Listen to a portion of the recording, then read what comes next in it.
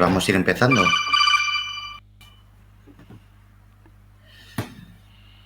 ¿Vale? Entonces ya si se conecta el compañero que falta, pues ya que se ponga en marcha. ¿Vale? Un momento, que si no esto va a ir molestando.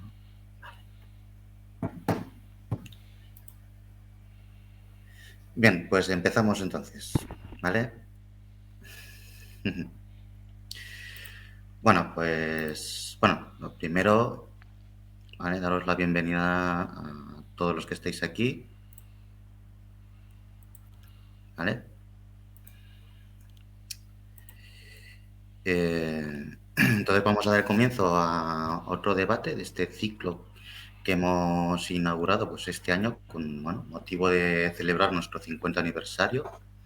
De hecho, hoy en concreto vamos a abordar la cuestión de la precariedad como problema estructural de la sociedad en general y de la juventud pues, en particular, ¿vale? Y la necesidad de impulsar alternativas basadas en la redistribución de la riqueza. Para poder abordar este tema, pues estamos contando pues, con los siguientes invitados. ¿Vale? Tenemos a Diego, de la Plataforma de Trabajadores del Mental de Cádiz. Tenemos a Rubén, del Partido Castellano Tierra Comunera. Tenemos a Alba, de Rebeldía Galicia. También tenemos a Josué, de las Juventudes de Unificación Comunista de España. ¿Vale? Y tenemos también a Rafa, de Por un Mundo Más Justo. ¿Vale? Y bueno, ahora creo que ahí estamos todos. Vale, si me he dejado a alguien, es que ahora no he visto todas las caritas que me han salido aquí. Disculpad, ¿eh? Y bueno, por donde vamos a empezar, que creo que, como ya somos unas cuantas lecciones, aunque como he dicho antes, llevamos varios debates. Lo que sí me gustaría en este debate, pues que cada organización haga una presentación de su organización, ¿vale? Para saber, pues qué luchas se está llevando y por qué consideran que es necesario acabar con esta precariedad distribuyendo la riqueza, ¿vale? Entonces, pues vamos a empezar, con el orden que me está saliendo aquí, ¿vale? Vamos a empezar por Diego. Adelante, Diego. ¿Qué pasa? Buenas tardes, soy Diego, represento a la Coordinadora de Trabajadores del Metal de la Bahía de Cádiz. Somos un sindicato nuevo y nosotros nacimos con la idea de hacer un sindicalismo diferente al que se estaba haciendo. Somos trabajadores, la mayoría eventuales, que trabajamos para grandes factorías, pero subcontratados a través de las empresas auxiliares. Entonces, antes de nacer nosotros como sindicato nos veíamos sin que nadie nos respaldara. Éramos como, teníamos una orfandad sindical y una falta de blindaje hacia los trabajadores, y por eso sobre todo nacimos. Somos un sindicato por definición de trabajadores, en la que el protagonismo creemos que lo tenemos que ver los trabajadores. No es importante el mensaje que podemos trasladar, pero nos parece incluso más importante que el mensaje lo traslademos nosotros, los trabajadores, que no se subcontrate también el sindicalismo, que no se burocratice. Y con esa idea nacemos y con esa idea hemos estado trabajando. Somos un sindicato, pero somos casi más colectivo que sindicato, porque por lo menos en nuestro sector y en la bahía y en nuestro contexto general, hacer sindicalismo y punto es imposible. El sindicato tiene que ser algo más, tiene que formar parte de todo lo que ocurre en la ciudad, porque dentro de las fábricas o dentro de las factorías, a través en este caso, los trabajadores subcontratas, los trabajadores auxiliares, no tenemos posibilidades para hacer nada, porque estamos sometidos a una legislación con unos contratos de obra y servicio que ahora no se han modificado prácticamente con la reforma, que nos impiden nosotros tenemos un chantaje constante, ¿no? Si protestamos y si no estamos de acuerdo con las cosas, pues nos despiden. Y de hecho, prácticamente nuestro sindicato entero no trabajamos ninguno en la bahía, hemos tenido que emigrar por cuestiones de represalia. Lo que venimos a decir es eso, ¿no? Que nos parece muy importante el trabajo sindical, pero el trabajo sindical si no se complementa con un trabajo colectivo, más bien en cuestiones sociales, pues en nuestro caso no existiría. Y aparte que nos parece más justo el hecho de que no se acabe todo en una labor sindical. Y evidentemente pues, distribuir bien la riqueza, evidentemente, es una de las claves, tanto a nivel de calle como a nivel en los trabajos y en todos lados. Y por eso es una de nuestras peleas. Y nada, más o menos os puedo contar en principio. Muy bien. Pues vamos a continuar con Rubén. Yo soy Rubén, de Partido Castellano Tierra Comunera. Somos un partido que, bueno, que estamos en lo que llamamos Castilla, que no entenderíamos solo Castilla y León y Castilla-La Mancha, sino entendemos que Castilla también pertenece a la Comunidad de Madrid, La Rioja y- y Cantabria. Entonces, nosotros creemos que hay ciertos factores que hacen que tengamos muchas cosas parecidas y que tenemos que luchar un poco por los intereses de estas zonas, que tienen muchos intereses parecidos.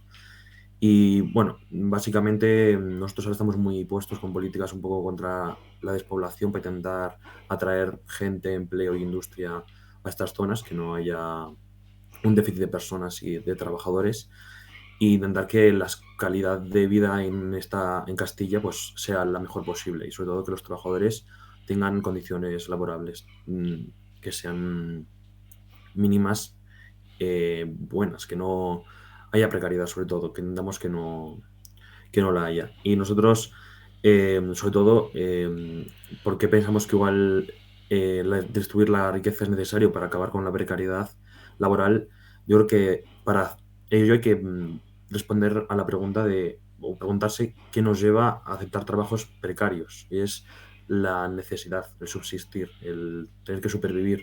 A personas con menos recursos se ven obligadas a coger o aceptar trabajos más precarios o con malas condiciones solo porque tienen que comer. No tienen, no pueden coger y decir, no, este empleo, aunque sea matador, me paguen una mierda o tengo condiciones de mierda, pues voy a rechazarlo. No, tienen que aceptarlo porque tienen que traer dinero a casa y comer. Entonces, distribuyendo la riqueza, conseguiremos que todas las personas tendremos unos recursos mínimos por los que podamos decir, no voy a aceptar este trabajo y hasta que no se me oferte un empleo digno, no voy a aceptarlo.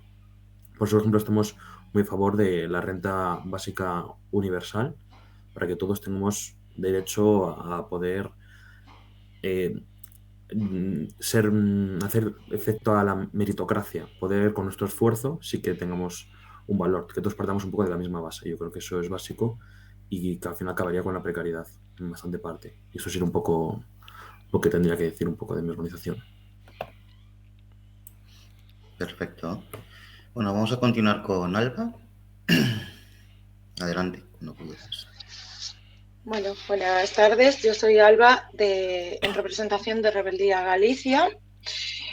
Y nada, nosotros nos posicionamos pues totalmente contra el tema de la precariedad. Nosotros creemos que es algo que se puede solucionar erradicando, por ejemplo, los bajos sueldos, los pagos en negro, etcétera, y el hecho de que muchas veces en muchos locales te piden experiencia y no la proporcionan. Esto tampoco nos parece razonable. Entonces nosotros proponemos planes de empleo juveniles, tanto autonómicos como estatales, primando la contratación de indefinidos, de gente joven en este caso, y vigilando también la contratación de los temporales. Entonces, a no ser que sea eso por motivos de la producción y demás. Entonces, nosotros consideramos que es indispensable que haya unos salarios buenos, dignos, y ¿cómo los procuramos? Pues a través de ayudas fiscales a las empresas para que esto al final desemboque en un aumento de la contratación. También creemos que está bastante mal el tema de la vivienda, porque los alquileres y los precios de las hipotecas pues no están siendo razonables con las condiciones salariales que tenemos a día de hoy.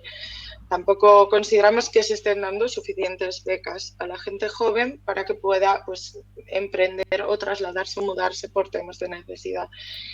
Entonces, todo esto al final acaba derivando no solo en una precariedad, sino también en un descenso de la natalidad por parte de las generaciones jóvenes.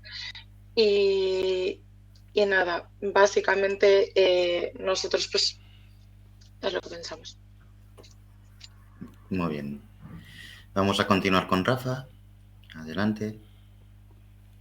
Hola, soy Rafa, soy del Partido por un Mundo Más Justo.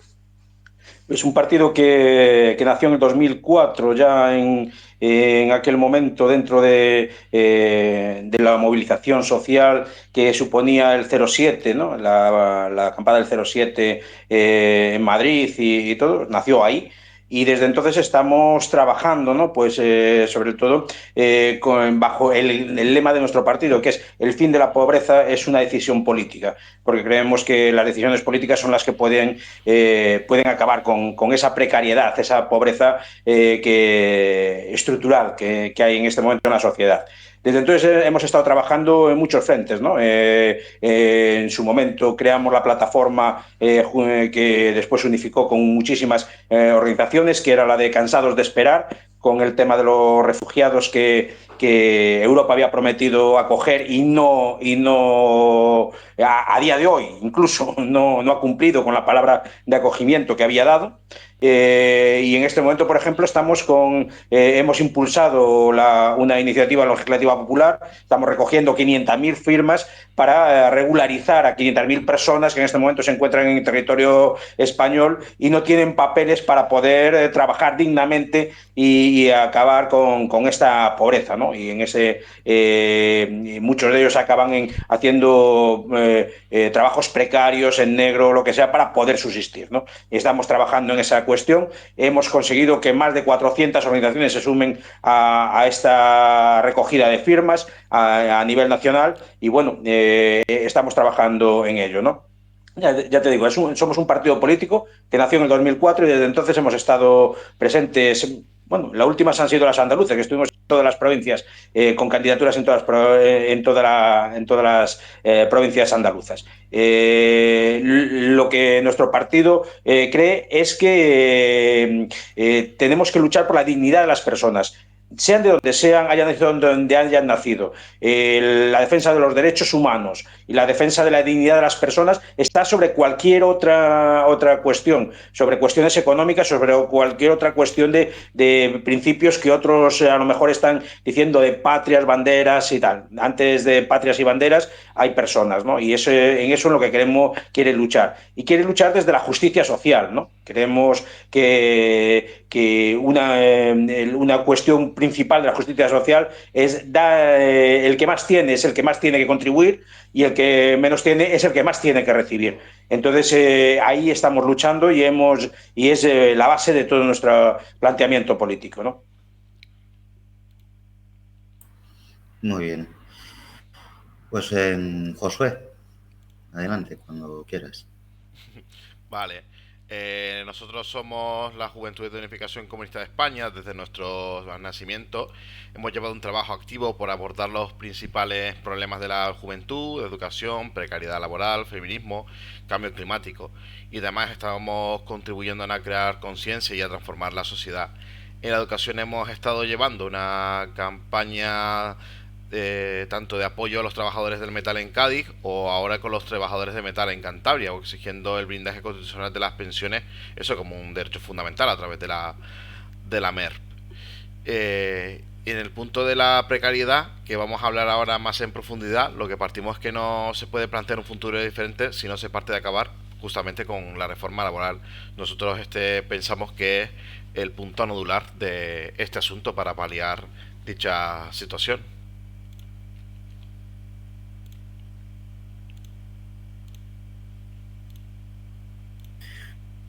Muy bien, perfecto. Pues ya nos conocemos todos, ya sabemos, bueno, las organizaciones que metas se proponen, qué luchas están llevando.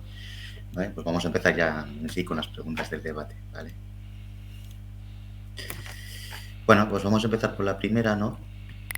Porque, bueno, ahora mismo pues la tasa del paro juvenil es del 22,2%, uno de cada 5 jóvenes está en paro. Pues, bueno, la pregunta sería, ¿qué alternativa consideráis necesaria para hacer frente a esta situación? Entonces vamos a seguir el mismo orden que la anterior, ¿vale? Vamos a empezar por Diego. Adelante. Bueno, las alternativas podemos pensar entre todos muchísimas alternativas, pero no creo que sea un problema de alternativas. Es un problema de que los que mandan nos permitan llevar a cabo esas alternativas. Y ahí es donde creo que nos vamos a chocar siempre, ¿no? Es decir, me parece que la compañera Alba hablaba de algunas alternativas, el otro compañero también hablaba de alternativas como la de que hubiera la paga esta universal y eso.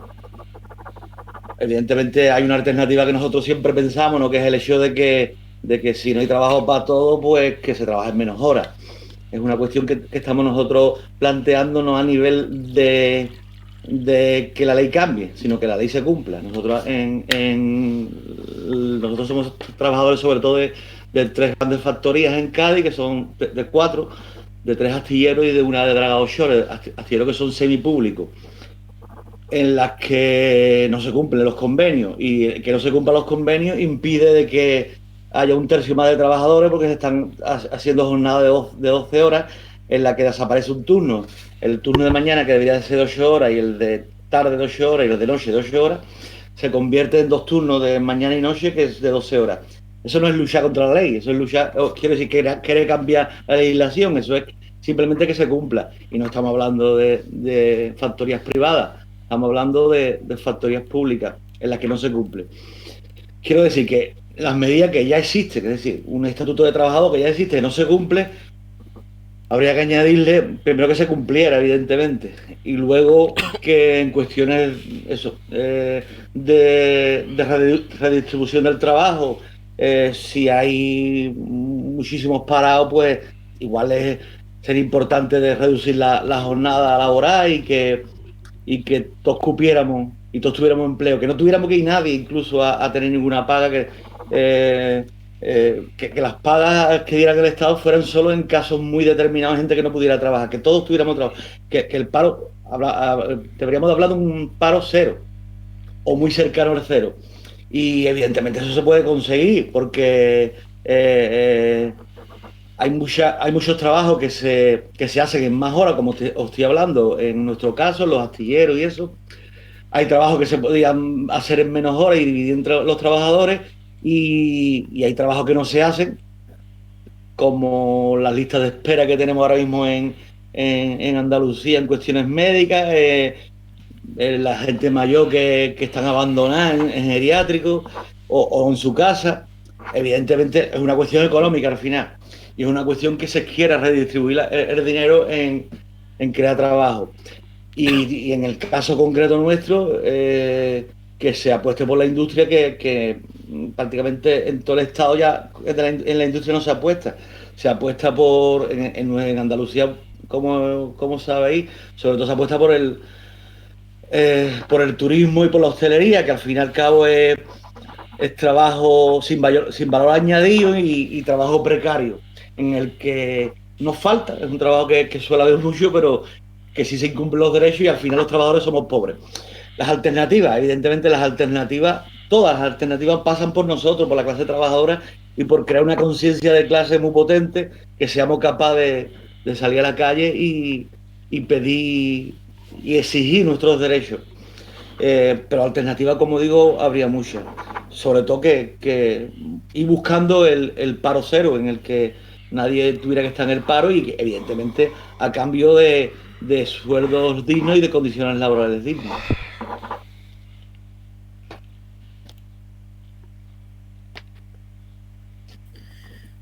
Perfecto, muy bien.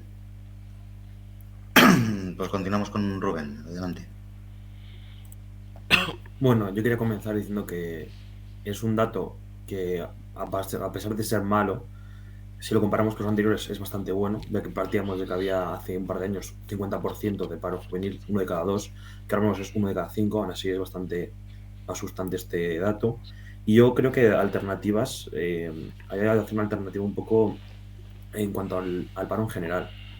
Yo también, Partido Castellano, nosotros suscribimos la postura de trabajar menos y trabajar todos, es decir, bajar la jornada laboral sin reducir el salario, sino con el mismo salario, menos horas, como por ejemplo igual la propuesta igual que propuso Más País de 32 horas semanales, que al final por cada 4 empleos conseguiríamos un quinto empleo y se reduciría de una forma bastante grande el paro que existe. Pero luego otro tipo de medidas que igual podrían funcionar es cambiar el modelo económico empresarial que existe. Vivimos en un sistema en el que la economía, las empresas son capitalistas. Lo único que satisfacen al capital y no se distribuye, no se da una retribución al trabajo tan merecida. Se retribuye más al capital que al trabajador. Vemos como los socios, los accionistas ganan mucho más que un trabajador que está trabajando horas, que al final un socio solo ha aportado capital. Igual hay que cambiar eso, entonces va a ir a modelos un poco más de base social, por ejemplo, como las cooperativas, en las que el propio trabajador es el socio y él solo puede ser socio si tú trabajas. Entonces, al final, esos dividendos o esa plusvalía o el beneficio va directamente al trabajador.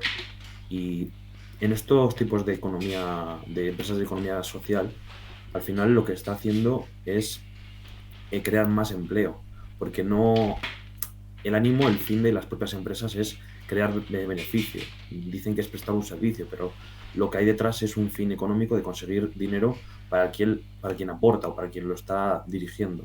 Y al final no se está respetando ni valorando el trabajo de las personas que hacen ese servicio. Y yo creo que una cooperativa es el resultado o es la forma más fácil de distribuir riqueza, que estas empresas son cooperativas o ya vamos a un sistema comunista o socialista en el que los factores de producción son las fábricas, las empresas son públicas, el propio beneficio, el propio dinero, la plusvalía se queda en todo el mundo.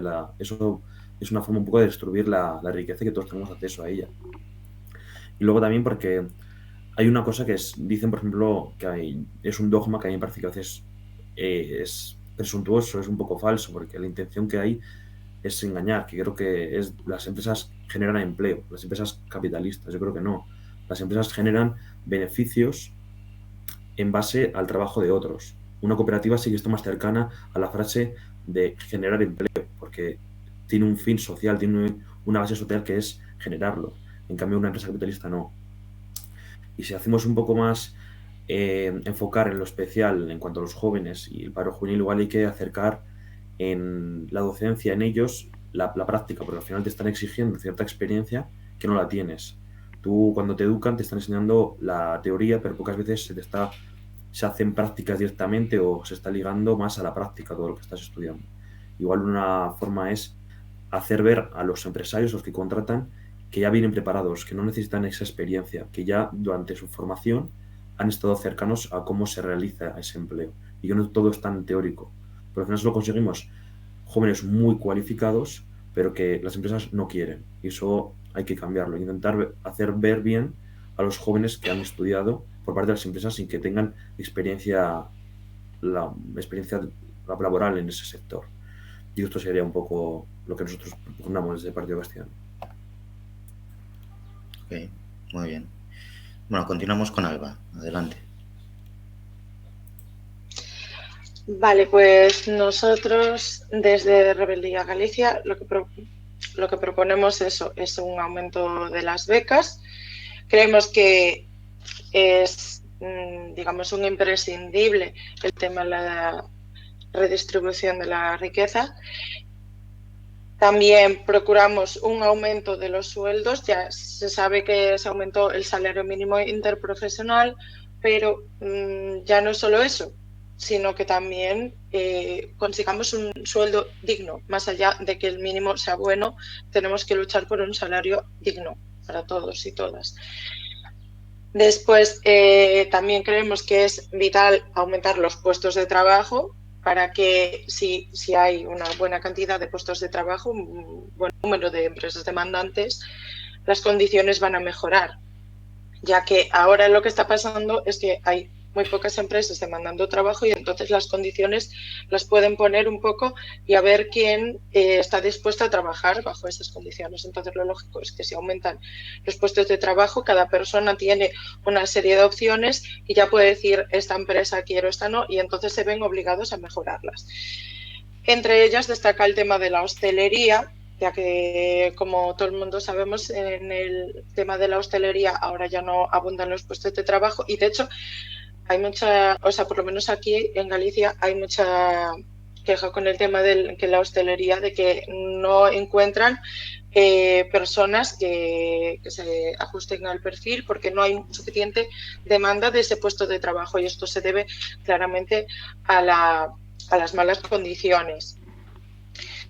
Tal y como decía Rubén, pues yo estoy de acuerdo con el tema de que es muy importante el punto de la educación. Yo añadiría algo más.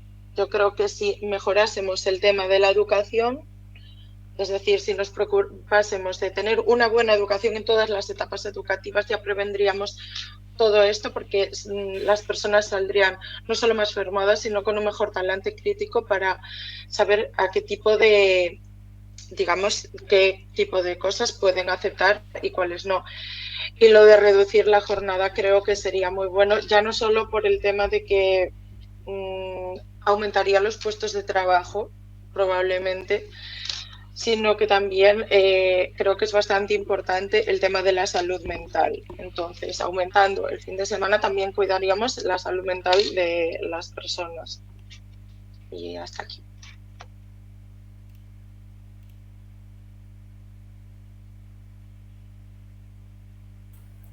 Perfecto.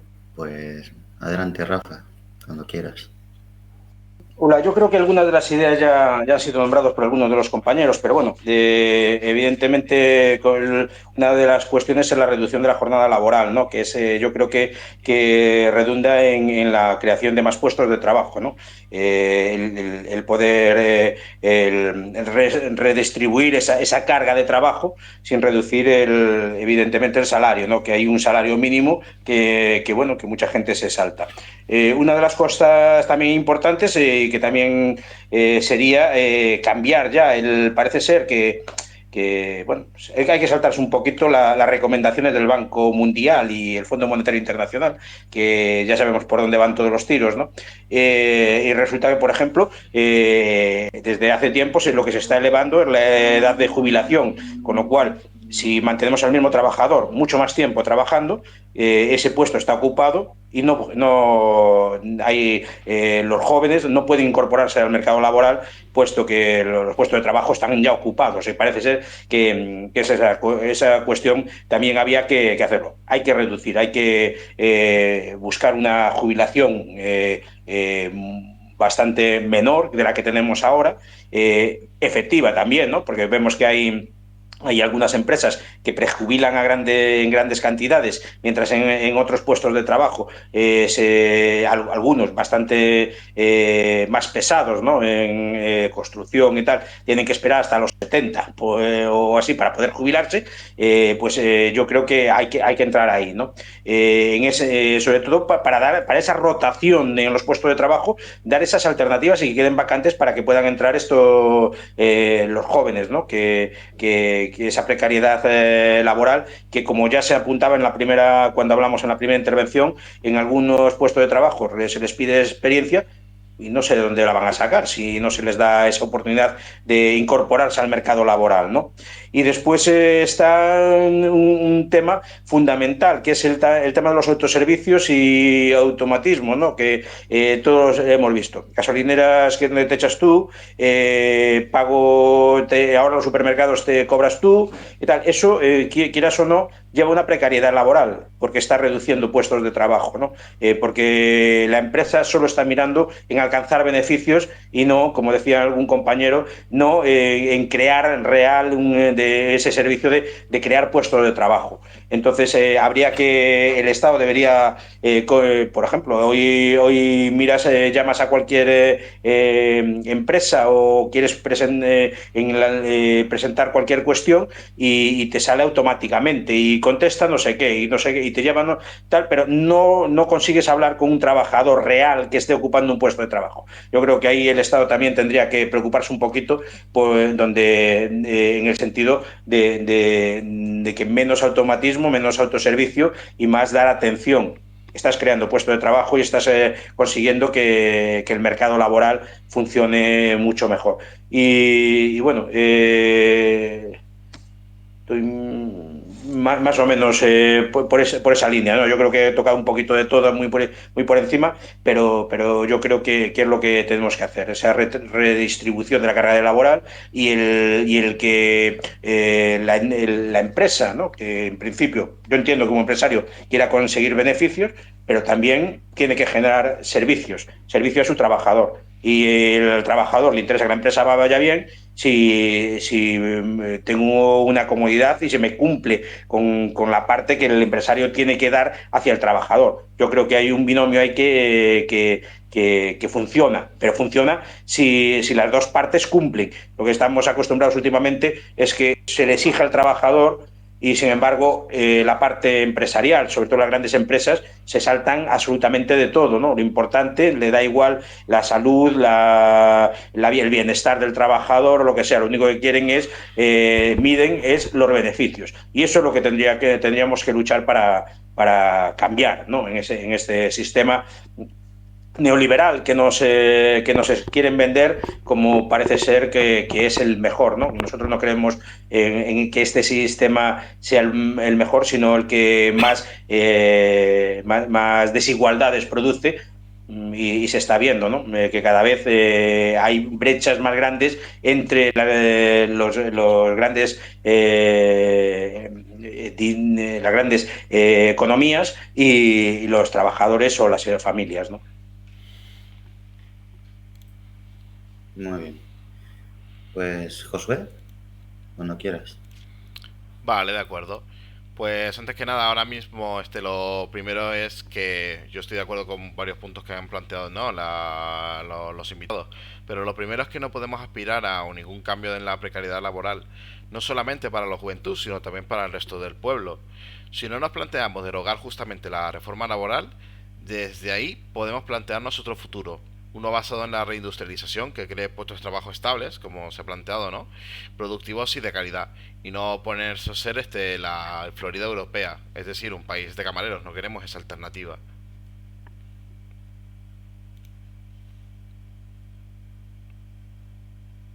Hola, ¿se entendió, no? Muy bien. Muy bien. Ha sido esquemático y al centro. Vale, perfecto.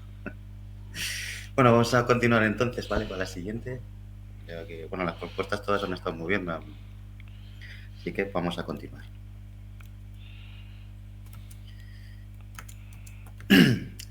Vale, entonces, bueno, para la siguiente hemos visto, bueno, que desde el inicio de la pandemia hay 573 multimillonarios más, ¿vale? Uno más cada 30 horas.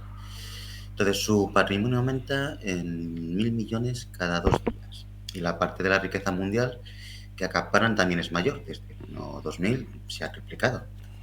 Entonces, en el otro extremo, en el 2022, hay 263 millones de personas cayeron en la pobreza, en la pobreza extrema.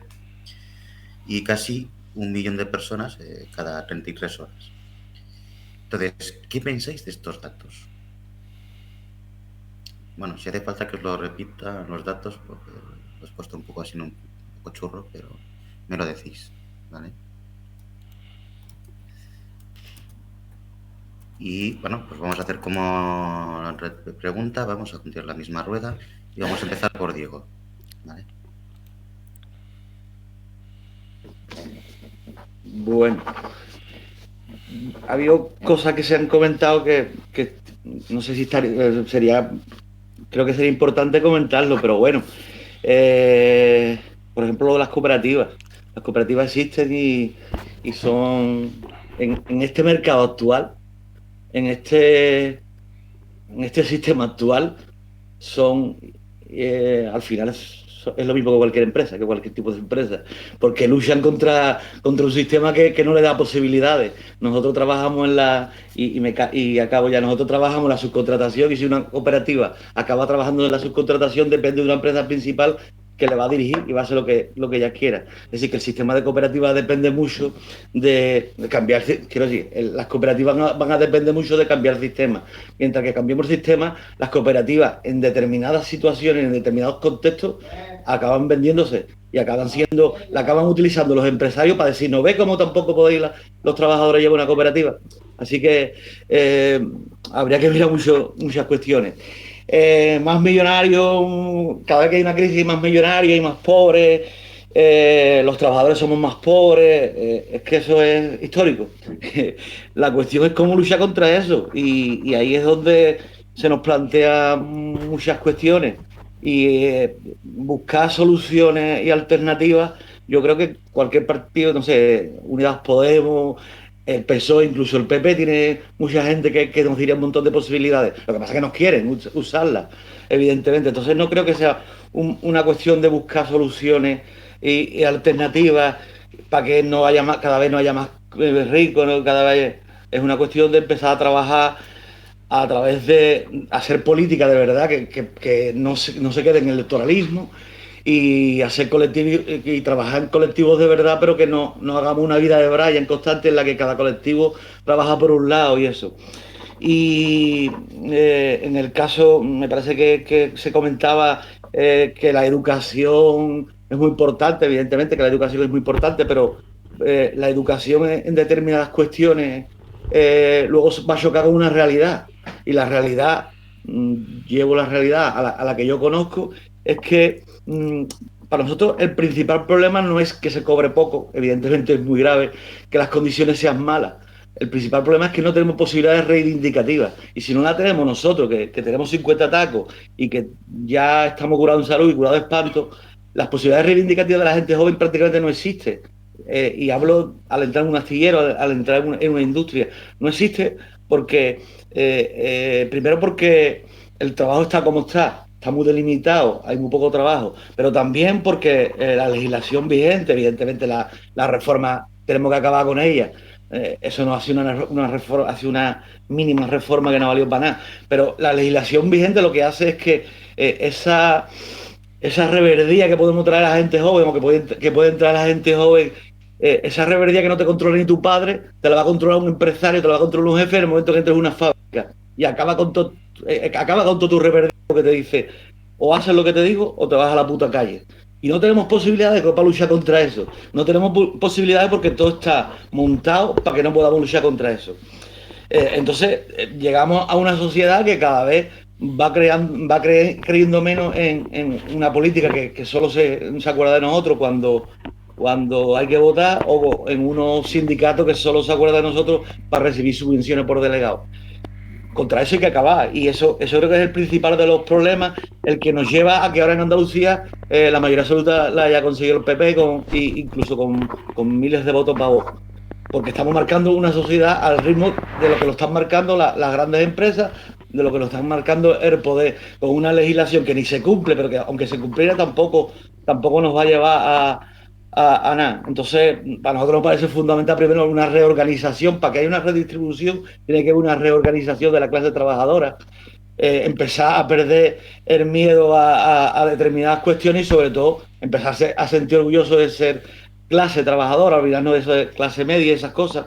Y en esa revolución, esa reorganización que debería terminar en una revolución, evidentemente los colectivos que estamos aquí, los colectivos que no están aquí, y los partidos políticos de verdad, no los que hacen politiquería y que al final son empresas, y los sindicatos que al final son empresas, tenemos que trabajar juntos en ideas generales, en la que sobre todo lo fundamental es la conciencia, una conciencia de clase que no se tiene ni se va a tener.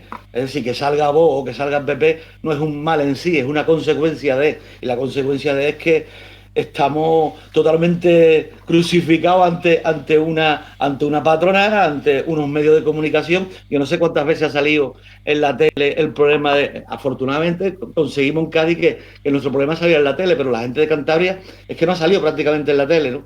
Ha sido lamentable y me parece que en La Coruña también pasó, ahora está pasando en Vizcaya, también pasó en Álava. Hablo del Meta porque, perdonadme porque es lo que más conozco, pero que evidentemente todas esas cuestiones no. Entonces, para que haya menos pobres, evidentemente, para que haya menos pobres, porque la pobreza no exista, no es que haya menos, es que no exista, porque la clase Tiempo, trabajadora no compañero. quiere. Vale, no queremos ni queremos ser pobres, ni tenemos por qué ser pobres. Somos trabajadores con salarios dignos y con derecho a irnos de vacaciones y todas esas cosas. Pues para que todo eso ocurra, para que haya una redistribución, tiene que haber una reorganización de los colectivos y de los partidos políticos y de una izquierda que nos hemos convertido un poquito en la vida de Brian. Muy bien. Pues vamos a continuar con Rubén. Adelante. Pues yo, a mi parecer, estos datos son horribles, son un poco tristes, ¿no? Ver al final es ver el sistema en la piel, la misma, cómo es el sistema capitalista neoliberal que está en todo el mundo, al final es universalizado.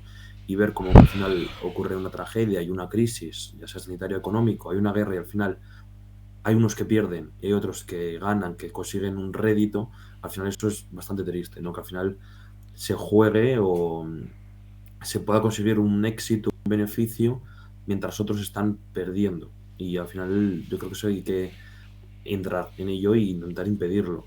Cambiar el sistema es muy difícil, pero si los propios estados propugnan ciertas políticas, sí que sería posible igual impedir que ocurra esto. No podemos permitir que personas se hagan millonarias o ya no millonarias, que no consigan una riqueza bastante grande de miles de euros, mientras otras personas están entrando en unos índices de pobreza bastante bajos, bastante lamentables y que al final te llevan a una calidad de vida muy mala y no podemos permitir eso. Hay que entrar con igual la renta universal, partimos por ejemplo por ello, y eso se igual con políticas redistributivas. Esos beneficios, esos millones que están ganando, entrar en ellos y quitarles gran parte y quieres hacer dinero, vale, pero gran parte de este dinero va a ir para estas personas que como consecuencia del momento en el que estamos o el contexto que están entrando en unos índices económicos muy malos. Entonces hay que intentar que no estén en esos índices y tengan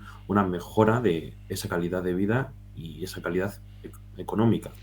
Y ya, por ejemplo, comentando, habría que empezar desde el propio Estado, no permitir que desde el sector público entren comisionistas. Por ejemplo, hemos visto que hay gente que se ha hecho rica en España a partir de ser un comisionista, de conseguir cosas al propio Estado. Y es como, ¿cómo puede ser posible que en un momento de pandemia hay personas que estén consiguiendo unas comisiones por traer unas mascarillas y encima que se vendan mucho más caras de lo que son? Al final eso, desde el sector público debería prohibirse. Ya está mal que lo haga una empresa, pero que desde el propio sector público se permita que haya personas que se enriquezcan con la tragedia de otras.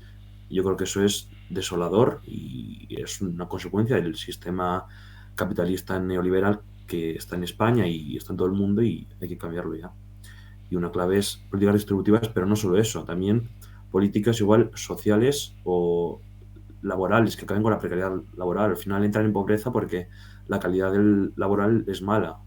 Aumenta la inflación, aumentan los precios, pero no aumentan los salarios. Entonces al final eso nos lleva a aumentar la pobreza. Entonces políticas redistributivas y políticas sociales que consigan empleos más dignos y que no sean precarios ni eso.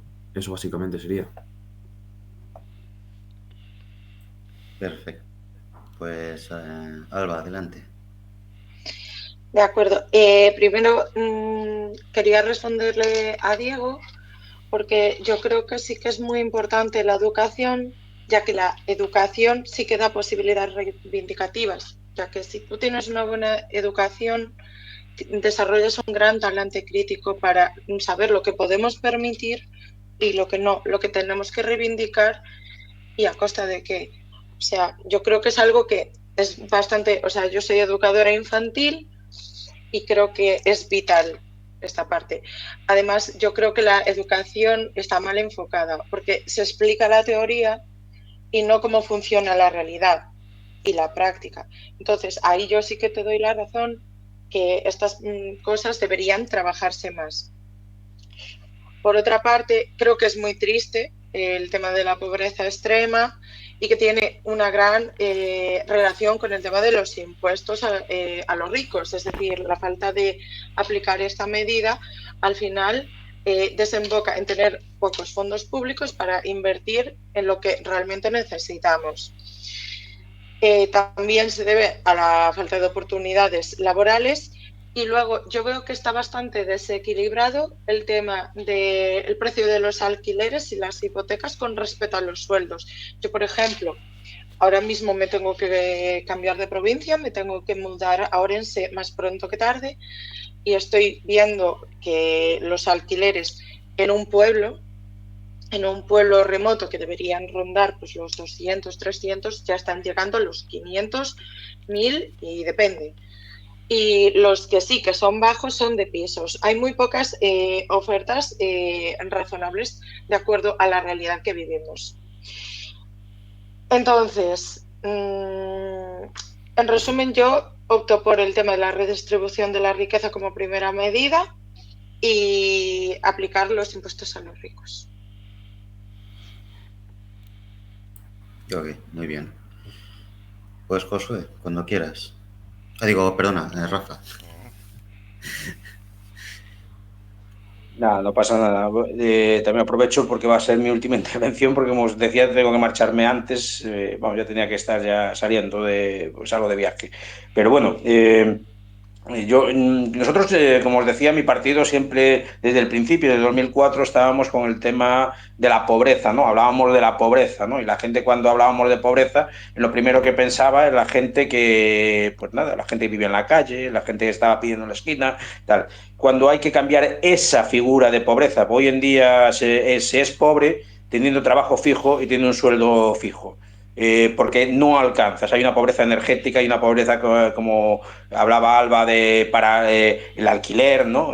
Tal que donde tú tienes un salario, ¿no? Que teóricamente te tendría que dar para vivir, ¿no? Y sin embargo eres pobre, ¿no? Y esa es la cuestión de la gran brecha. Y una de las cuestiones importantes es que todo lo que se legisla, venga de Europa o venga del gobierno central o del que sea, está legislado pensando en la macroeconomía, ¿no? En la macroeconomía, en dar beneficios a las macroempresas, dar grandes beneficios macroeconómicos.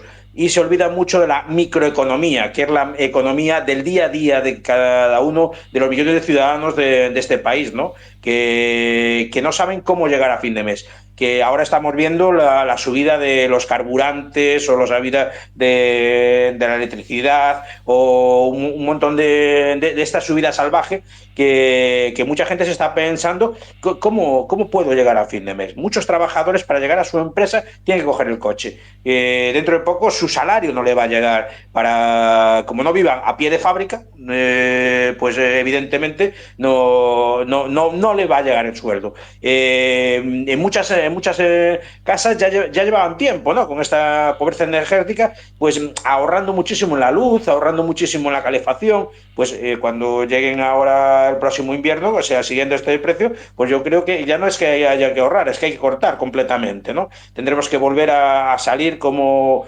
salían nuestras abuelas, a buscar leña o algo para poder calentarnos con nuestros braseritos, si es que la encontramos, ¿no? En el sentido de eso. Y ya te digo, yo creo que hoy en día esta gran brecha que hay entre ricos y pobres, esa minoría que cada vez crece más y sus beneficios crecen más, se está produciendo pues por esta legislación que piensa más en los grandes beneficios, en las grandes empresas, en la gran macroeconomía, que en las familias, en cualquier ciudadano de a pie.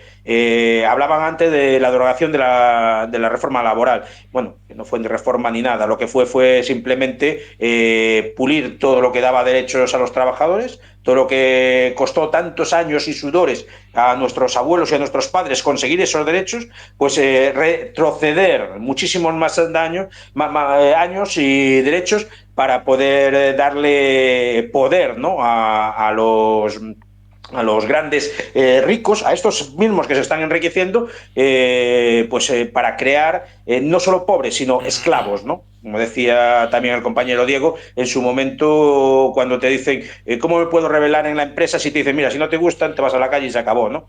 Eso es lo que quieren conseguir. Esclavos, ¿no? En el sentido de que si eres pobre y te ofrecen un sueldo de miseria, ¿no? Hablabas antes también, Alba, de la hostelería, ¿no?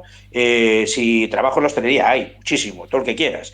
Ahora, el caso es, dice, es que no encontramos camarero. Hombre, vamos a ver, si les estás pidiendo 16 horas diarias a unos sueldos tal y sin cobrar extras, sin derecho a vacaciones, pues entonces, evidentemente, la gente se lo piensa mucho, ¿no? Lo que se está procurando con todo esto es crear esclavos para que mantengan esta macroeconomía que tanto le interesa a esta sociedad neoliberal que es la que nos está rodeando y la que nos los quieren imponer. Y bueno, nada más, ya os digo, yo me tengo que marchar de viaje, muchas gracias, pues es una pena no continuar porque me está interesando mucho el tema, pero bueno, vale, compañeros. Bueno, Rafa, nos vemos y que seguramente seguiremos hablando y habrá más debates, ¿vale? Que podemos intervenir, ver nuestras posiciones, ¿vale? Que merece la pena conocernos así de esta forma. Bueno, pues buen viaje, Rafa, nos vemos, ¿vale? Y vamos hablando. Vale, pues vamos a terminar con la intervención de Josué. Ahora sí, adelante. De acuerdo. Pues antes que nada, viendo la pregunta, yo creo que es un reflejo de cómo está la situación actual, viendo también los datos. De hecho, el abismo social es cada vez más grande y llegando a unos niveles obsesivamente ridículos. De hecho, Oxfam Intermón, organización que no se le podría calificar como socialista, porque es una ONG obviamente, sacó un informe recientemente donde desarrollaban con todo lujo de detalles de números del cómo se está agrandando justamente este abismo, cómo se está separando de los ricos a los más pobres, y que la solución alternativa es la distribución de la riqueza, tal como estaba diciendo la compañera, pero haciendo que lo que el país esté haciendo eso, de que los que deben de pagar más los que ganen más, y no podríamos estar más de acuerdo con el análisis que están haciendo ahí, en este caso Interior Oxfam.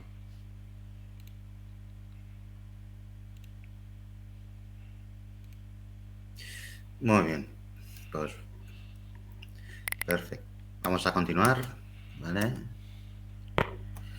Entonces, bueno, vale, os voy a comentar una cosilla, lo que dice, bueno, en 1934, cierto país quebrado económicamente por la Primera Guerra Mundial, pues llevó a cabo una medida de lo más peculiar, ¿no? Que es hacer que los que más tuviesen pagasen más, ¿vale? Llegando a que las rentas que ganaban por encima de 5 millones al año, pues pagasen impuestos del 80% de sus multimillonarios beneficios. Entonces, a ver, esta medida nos podría sonar socialista o que la aplicó la Unión Soviética, pero pues nada más lejos de la realidad. Esta es una medida que fue aplicada por Estados Unidos y fue el corazón del programa del presidente Eisenhower. Para salvar el capitalismo, pues hizo exactamente lo contrario de lo que hoy predican los gurús financieros. Entonces, ¿creéis que en España se podía aplicar una medida así, de estas características? Pues Diego, cuando quieras. Bueno, hay una cosa imperdonable que se me ha pasado al principio, que ayer fueron masacrados un montón de migrantes en la breja de Melilla, y creo que es importante por lo menos comentarlo. Sobre lo que comentaba Alba de la... Claro que es importante la educación, yo no quiero decir que no sea importante. Yo quería decir que luego tras la educación nos encontramos con, evidentemente, una educación no hipócrita, sino una educación basada en conceptos, en fundamentos sobre todo de solidaridad y cuestiones así. Las medidas, todas se pueden, claro que la podía hacer España, la puede hacer cualquiera. La cuestión es, vuelvo a lo de antes, para que un gobierno tome esas medidas tenemos que salir a la calle. Y para que salgamos a la calle en unos momentos como los que estamos, más allá de salir a la calle por una necesidad en la que la necesidad es muy fácil de controlar, hay que salir con mucha conciencia. Y yo creo que lo más importante es trabajar la conciencia desde todos los puntos, desde todos los colectivos y desde la parte social. Pero evidentemente es posible, claro.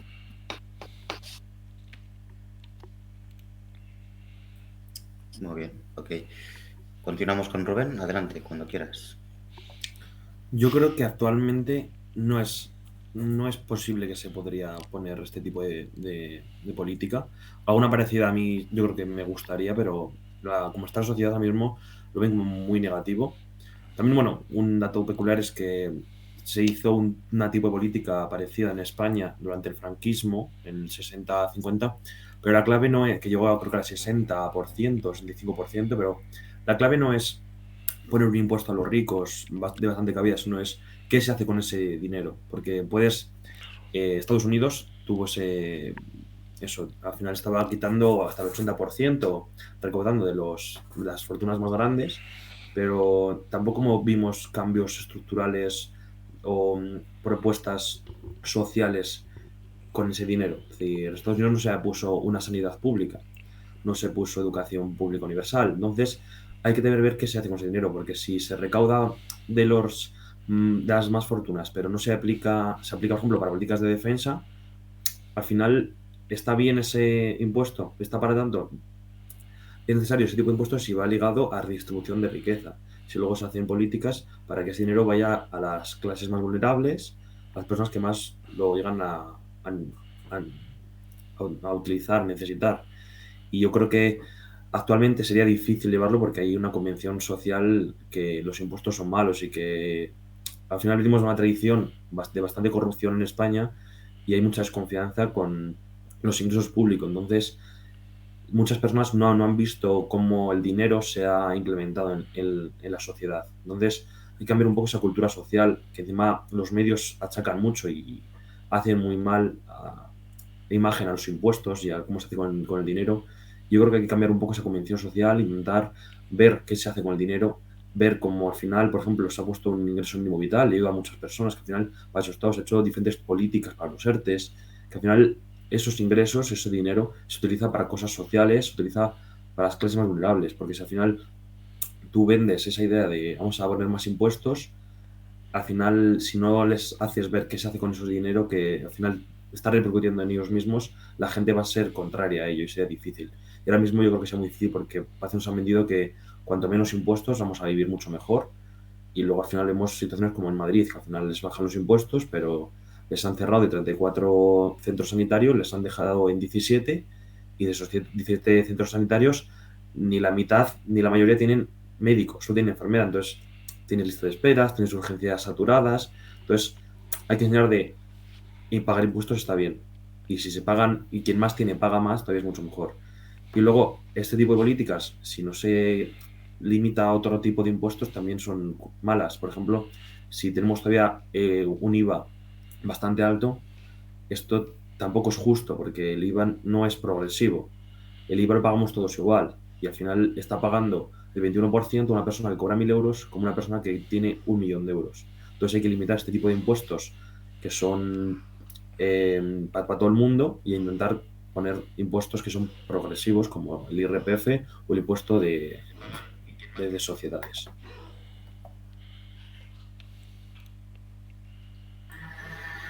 Muy bien. Pues Alba, cuando quieras, adelante. De acuerdo. A ver, yo creo que el hecho de que el más tenga, más pague, es algo más que necesario, o al menos asegurarnos de que paguen lo mismo, porque sí que es verdad que a veces los que tienen altas rentas no pagan la misma cantidad de impuestos que debería. Entonces, por una parte, yo quería rescatar esto que dijo Rubén, que tiene toda la razón del mundo, que hay una concepción bastante extendida de que los impuestos son malos y son totalmente necesarios para mantener pues la sanidad, tener una buena educación, etcétera. También para dar ayudas, becas, todas esas cosas son necesarios. Entonces sí que es verdad que necesitamos un cambio cultural y ver lo que se hace con el dinero también. Por eso yo creo que necesitamos tener como cierta transparencia de a dónde va todo ese dinero y que todos los ciudadanos deberían poder ver a dónde van destinados. Pero más allá de eso, yo creo que es más importante lo que comentabas del cambio cultural, porque, a ver, está muy bien decir, mira, a partir de ahora vamos a tener esto, va a ser 100% transparente, van a saber perfectamente dónde va todo ese dinero, que al final siempre se acaba averiguando quién estafa, digamos, quién hace fraude con el dinero público y tal, todos estos casos que estuvieron saliendo a la luz, como el de las mascarillas y demás, vale. Pero es que más allá de eso necesitamos el cambio cultural, porque tú imagínate que todos disponemos de esa información, pero no todo el mundo quiere consultarla, no llegamos a ninguna parte. Es como cuando dicen, no, es que se está haciendo esto con el dinero público, pero tú te lo dice tu vecino del quinto y tú no lo contrastas con lo que son las informaciones verídicas, pues tú te quedas y hay una gran cantidad de desinformación a día de hoy que nos perjudica más que nos ayuda. Entonces, yo creo que efectivamente quienes más tienen que pagar más, porque no es lo mismo que a mí me quiten 1.000 euros que se los quite a alguien que tiene millones. No es lo mismo que a mí me quiten un 30% que se los quiten a Mancio Ortega, por decir alguno. Entonces, yo creo que es básico. Y por otra parte, yo creo que es muy importante el tema del cambio cultural y aumentar la información, ya sea ayudando con el tema de la educación, desarrollando eso, el talante crítico, ayudándoles a contrastar este tipo de medidas. Yo me acuerdo que cuando estuve estudiando estuvimos viendo dónde consultar las estadísticas en el INE y todas esas cosas. Yo creo que se explica muy por encima y muy poco, y es información para saber que no te engañan, que las cosas se están aplicando de forma coherente, donde si realmente hay un balance que se está cumpliendo, porque en tal noticia dicen que hay un 80% de esto, no, estas cosas hay que contrastarlas. Y bueno, hasta aquí. Muy bien, pues vamos a terminar con Josué esta ronda. Adelante. Vale, de acuerdo. Antes que nada, deciros que, mira, no sé si... No es que se podría aplicar, es que se aplicó una medida parecida no hace mucho. De hecho, en 1978, con la llegada de la democracia en España, se aplicó una profunda reforma fiscal introduciendo el IRPF, el impuesto sobre renta de personas físicas. ¿Y cuál era el tipo máximo en que se aplicaba las grandes fortunas en el 78, en el comienzo de la plena democracia? El 65,5%. ¿Cuánto es ahora? El 47%, casi 20 puntos menos. Si hoy en España se aprobara el mismo tipo máximo vigente en el 78, sería el más alto de todo el mundo capitalista, y buena parte de esos gurús económicos acusarían de comunistas a quien lo planteara. Pero en el 78 fue aprobado bajo un gobierno de la UCD, un gobierno de centro, y avalado por todas las fuerzas políticas, de izquierdas a derechas. Frente a quienes lo descalifican como algo imposible, la historia reciente de nuestro país nos dice que obligar a los más ricos a pagar tipos fiscales del 70% es perfectamente posible. No es cosa de avarid.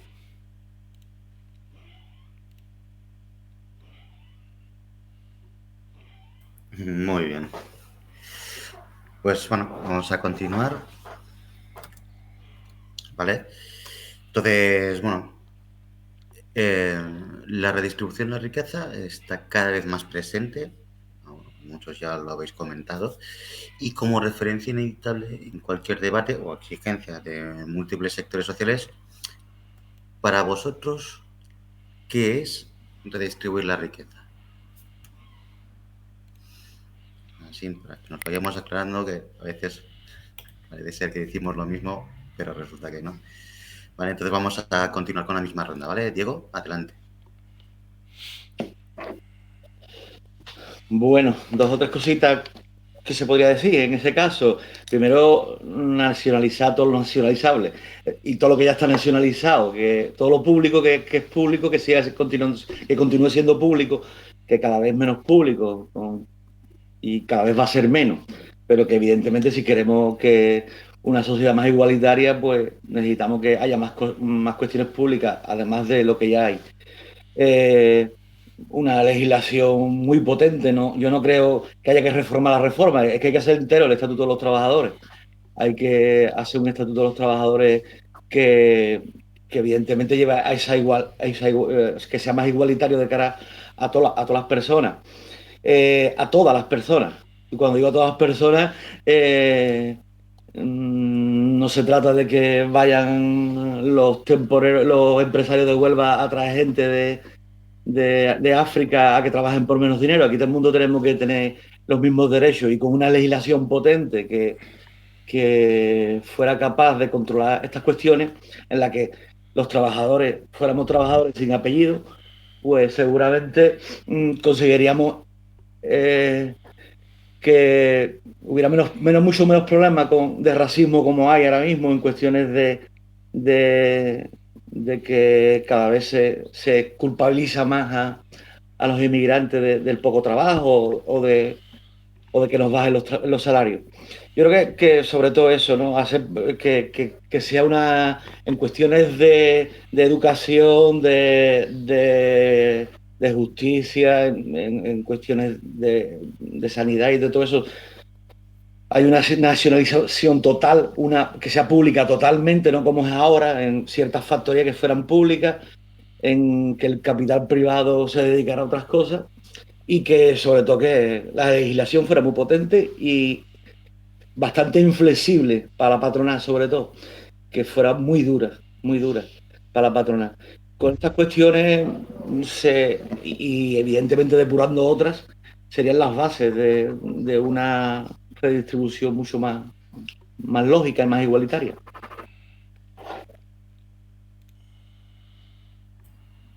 Perfecto. Pues Rubén, cuando quieras.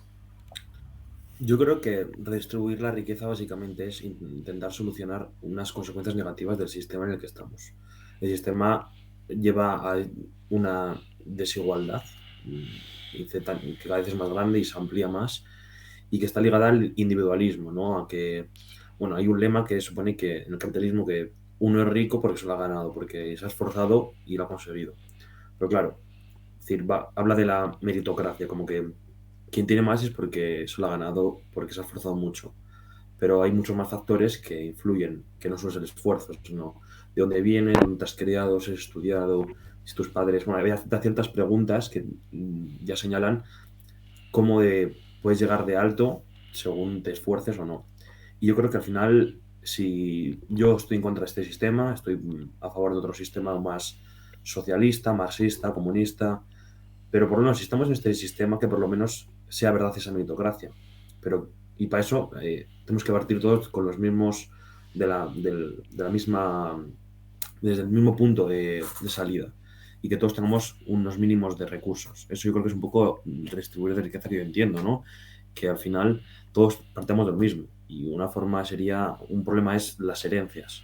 Que quien tiene una herencia grande al final parte, o quien tiene unos padres que le apoyan económicamente, al final parte de un punto mucho más avanzado que otros que no tienen esos recursos. Entonces, impuestos muy altos a las sucesiones para garantizar que todos tengan una herencia mínima, que sea, por ejemplo, ese ingreso mínimo vital o esa renta universal, si todos partimos de unas condiciones dignas y parecidas para poder tenga fruto ese de si te esfuerzas, vas a conseguir, según lo que te esfuerzas, vas a conseguir. Y vas a ser rico o así según te esfuerces. Pero partamos todos de lo mismo.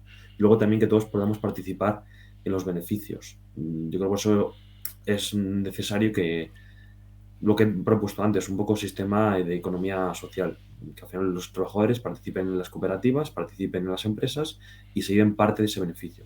Y que el beneficio no sea según el capital que aportes, sino según lo que tú has trabajado y te llegas a poder merecer. Yo creo que un poco eso es la distribución de la riqueza que entendemos. Y luego quería, voy a hacer un último apunte ha comentado la compañera antes sobre la información, que al final es necesario que la información sea veraz y que la gente mire y contraste, porque al final muchas de las políticas que beneficiarían a toda la mayoría de la sociedad no se consiguen porque hay muchos mitos, hay muchas fake news y muchos, hemos visto antes, gurús económicos que nos dicen una cosa y al final en la realidad estamos viendo que no. Muchos gurús económicos decían no se puede subir el salario mínimo porque haremos un paro del 30%, del 35%. Hemos visto que no, que al final se ha reducido. Hemos visto que al final las políticas sociales tienen consecuencias que son beneficios para todos.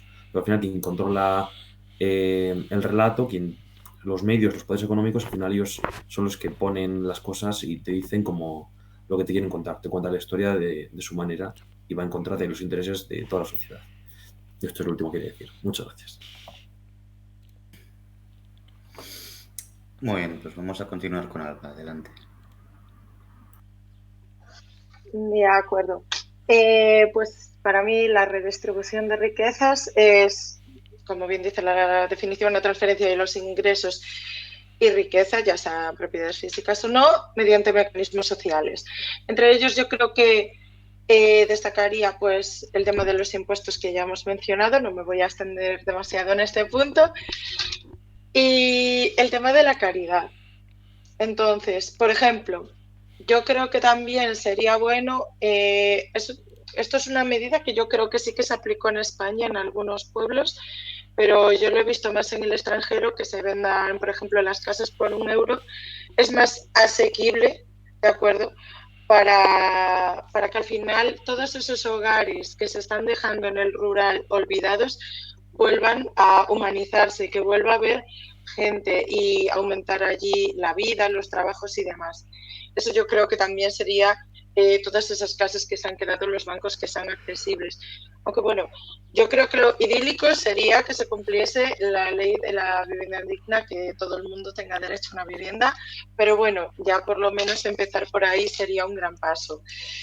Después, aumentar las ayudas para que haya igualdad de oportunidades. Todo esto al final es lo que comentábamos, de que los impuestos al fin y al cabo son necesarios, porque sin ellos no podemos asegurarnos de que una persona que viene de un hogar humilde, que sus padres pues tienen un trabajo de muchas horas, poco sueldo, que mayoritariamente, si no cumplen la ley, pues al final que le pagan parte en vez, ¿de acuerdo? Pues es que al final esa gente, ¿cómo garantizamos que esa gente vaya a la universidad? ¿Cómo garantizamos que esa gente tenga oposiciones? Si es que al final tiene toda la razón mi compañero, si es que tiene muchas más oportunidades alguien que venga de un hogar con dinero, porque si por lo que sea no entiende la materia o le cuesta asimilarla, tiene más posibilidades para pagarse clases privadas. Eso obviamente no es justo. Y nada, yo creo que tiraría más por el tema de cobrarle los impuestos a los ricos que antes mencionábamos y eso, promover que haya más vida en el rural, que tenga más posibilidades la gente de vivir de una forma independiente quien así lo considere y que no sea, digamos, un lujo comprar una casa en el rural en la que vivir de forma autosuficiente.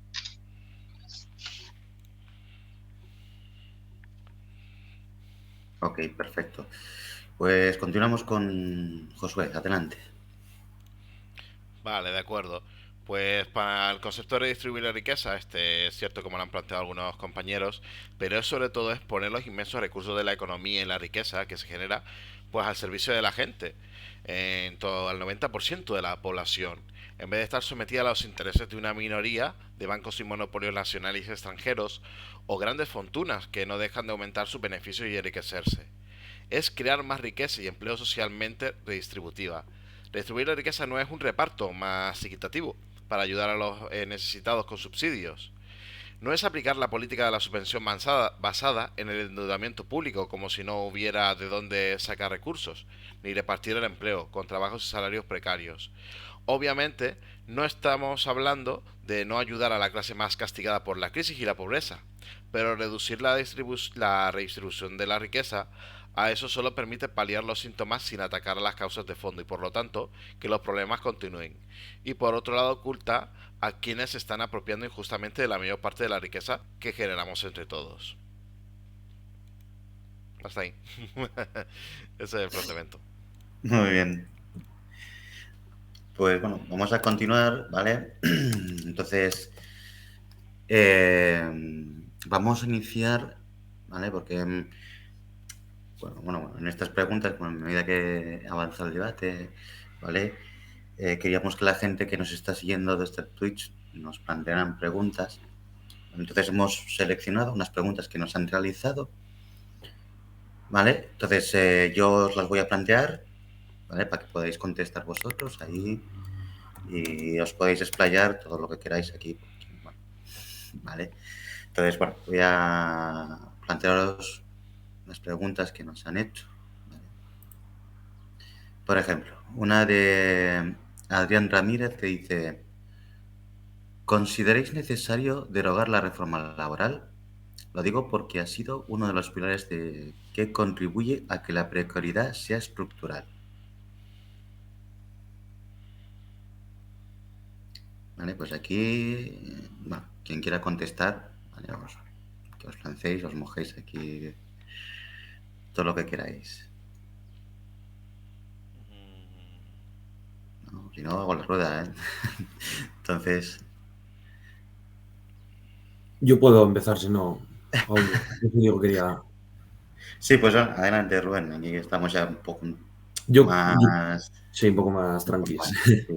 Pues yo creo que sí, yo creo que al final la reforma, bueno, la legislación laboral que hay actualmente tiene muchos problemas, muchos déficits y cosas que están muy mal. Y al final se hizo sin preguntar a toda, sobre todo con la patronal, y no se consiguió a otras personas sociales, a los sindicatos, a los trabajadores.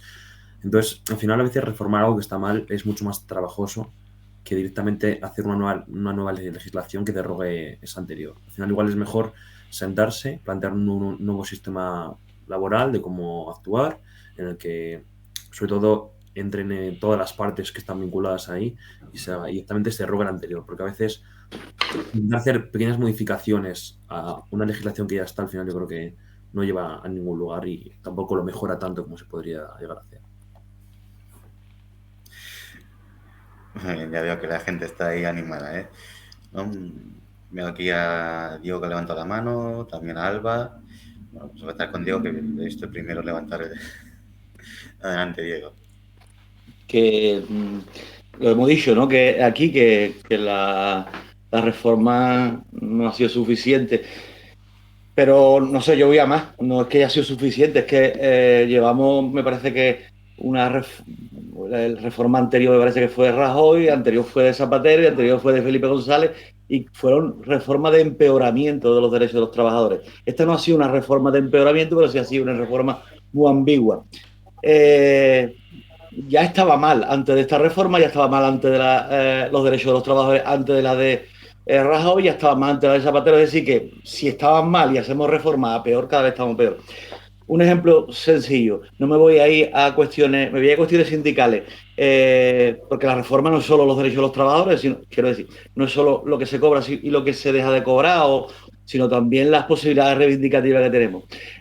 Nosotros, a través con CGT, intentamos convocar elecciones a una empresa que no tenía delegados sindicales. La legislación y los estatutos de los trabajadores y todo impide que nosotros pudiéramos convocar. Quiero decir, no nos dejaba muy claro que podíamos convocar porque teníamos que tener tendríamos que tener bastantes delegados. Entonces llega Comisiones Obreras y nos impugna, y Comisiones Obreras prefiere que los trabajadores se queden sin delegados a que nosotros convoquemos. Quiero decir, eso forma parte también de la reforma laboral, y eso lleva existiendo desde toda la democracia. Es decir, no se trata de que esta reforma haya sido mala, que seguramente no ni mucho menos ha sido la peor. Se trata de que llevamos 3, 4 reformas que son cada vez una baja más en los derechos en los derechos económicos, los derechos reivindicativos, en todos los derechos. Entonces no hay que cambiar, no hay que reformar más el estatuto de los trabajadores, hay que cambiarlo entero, hay que empezar de cero.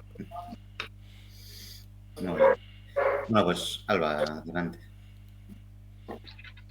Bueno, a mí personalmente me gustó bastante la reforma porque, hablando de mi caso personal, por ejemplo, que bueno, ahora mismo pues no me afecta, pero sí que me afectaría si siguiese en el empleo que tenía. Yo era teleoperadora y desde que me contrataron siempre estaba renovando de 2 en 2 meses. Y eso no te daba ninguna tranquilidad porque nunca sabías si ibas, o sea, se acercaba el principio y te decían que estabas contratado perfecto. Después pasabas un mes tranquila y el siguiente mes ya estabas apurado porque no sabías si ibas a seguir en ese puesto de trabajo o no. A mí eso me parece O sea, hablar otra vez de precariedad laboral. O sea, cómo te afecta a nivel mental, a nivel emocional, no saber si vas a tener un sueldo, ¿sabes? O si vas a tener, porque yo de aquellas era pues mi primer trabajo, si iba a llegar al límite para empezar a cobrar el paro. A mí eso me parece malísimo. Entonces, la reforma laboral, que lo que hacía era promover los contratos indefinidos, y que si realmente había un contrato temporal fuese de forma argumentada, me parecía la mejor forma de vigilar que digamos, que los empresarios no se excediesen con el trato a sus empleados. Es decir, no es lo mismo que digan, mira, te contrato por un mes porque resulta que el volumen de llamadas en este mes va a subir. Entonces, vale, me parece argumentado.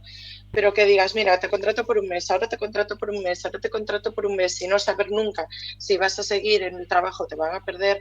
O sea, si te van a renovar, que no es lo mismo, mira, tu contrato sí o sí dura un mes, después van a bajar el volumen de llamadas y por eso tal. Entonces tú ya sabes que te vas al paro. Perfecto. Que decir, no sé si me van a renovar o no, entonces yo no sé si me tengo que buscar o no otro trabajo. Esa incertidumbre es terrible, terrible. A mí personalmente me parece lo más justo. Y es que además siempre existe alguna forma de justificar ese trabajo temporal. Si realmente solo lo necesitas por un mes, lo puedes justificar perfectamente. Que aumentaron la cantidad de la demanda este mes y necesitamos más para el tema de empaquetamiento y el transporte. Perfecto, se puede argumentar. No me creo que no puedan argumentarlo de alguna manera, y que a mí me parece que nos dan a entrever que lo que no quieren es ser transparentes, que no quieren dejar claro lo que ingresan, cómo pagan, no quieren que sepamos. Entonces a mí me parece que derogar esta ley sería un error. Si acaso, pues modificarla, darle un par de vueltas, lo que quieras, pero a mí sinceramente me parece un organismo de seguridad de cara a todos los empleados. Bueno, Josué, ¿quieres decir algo? Digo porque he visto que Diego quiere, creo que contestar a Alba, pero bueno, antes, si quieres comentar tú, Josué. No, prefiero que sea primero Diego y después yo planteo mi punto de vista. Ok, muy bien. Pues Diego, adelante. Independientemente de cuestiones muy particulares de cada uno que nos puede venir bien, están las cuestiones generales. Yo creo que primero lo que hay que pensar en el primer momento es que la ambigüedad nos lleva a que unos empresarios que son auténticos piratas vayan a cumplir. Y luego tenemos una inspección de trabajo que primero que no está capacitada y que luego tampoco tiene directrices para que haga lo que tiene que hacer. Bien, ahora mismo el cambio, y me voy a mi contexto, el cambio fundamental que se va a dar en todo el Estado va a ser los fijos discontinuos. Decía el otro día, bueno, no lo decía, lo dice la legislación que tenemos y la ley, en este caso no legislación, que si tú estás fijo discontinuo y estás en el paro, no cuentas como parado. Eso es una barbaridad. Eso ocurría antes y ahora ocurre también. Es decir, que ahora que han subido los contratos fijos discontinuos de una forma bárbara, porque los empresarios, antes solo se podía hacer en determinadas profesiones, ahora se puede hacer prácticamente en todas, ahora han subido los fijos discontinuos de una forma bárbara. Si ahora hacemos el recuento, hay muchísimo menos parados. Pero resulta que uno de esos fijos discontinuos puedo ser yo mañana y está en mi casa sin cobrar paro y sin cobrar ayuda y sin cobrar nada. Es decir, yo no salgo en un recuento como trabajador, perdón, como parado, pero si estoy en mi casa sin cobrar un puto duro, cosa que me parece una barbaridad.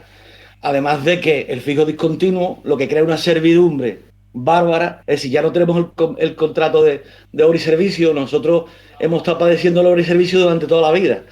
Yo tengo compañeros que tienen 60 años, que tienen 40 de profesión y 3 días de antigüedad. Ha pasado el fijo discontinuo, que sí que te va a plantear, pero al final es una servidumbre, porque el empresario te va a llamar cuando quiera, te va a echar cuando quiera, y tú vas a estar en el paro, y además no vas a contar ni como parado, cosa que me parece una barbaridad. Yo creo que sí que había buenas ideas. Evidentemente esta reforma en principio era en positivo con respecto a las demás que han sido en negativo. La reforma de Felipe González, la reforma de Rajoy, de Zapatero y de Rajoy fueron en negativo porque estábamos en crisis, lo que fueron, y esta era en positivo porque ya no podíamos caer más bajo, y evidentemente habrá una cuestión positiva o determinadas cuestiones positivas con respecto a cada trabajador, pero en general yo creo que ni ellos se han enterado de lo que han hecho.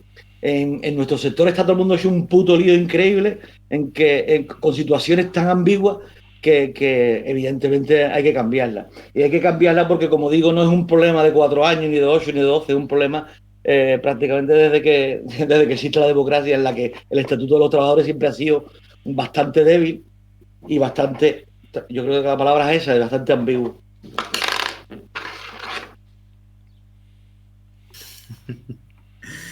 Ya veo que Alba quiere contestar.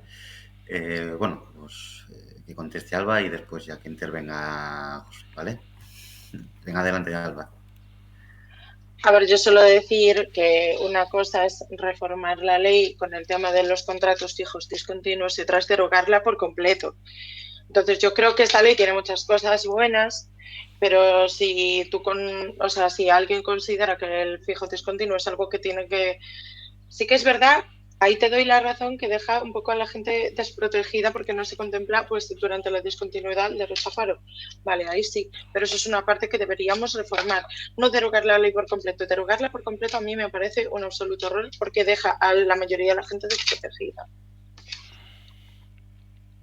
Perdón, sí hay derecho a paro, ¿eh? Sí hay derecho a paro, no, eso no dice la ley. Estaría bueno, vamos, que no tuviéramos derecho a paro, ya nos morimos. Bueno, Otra, pues bueno, un apunte jurídico.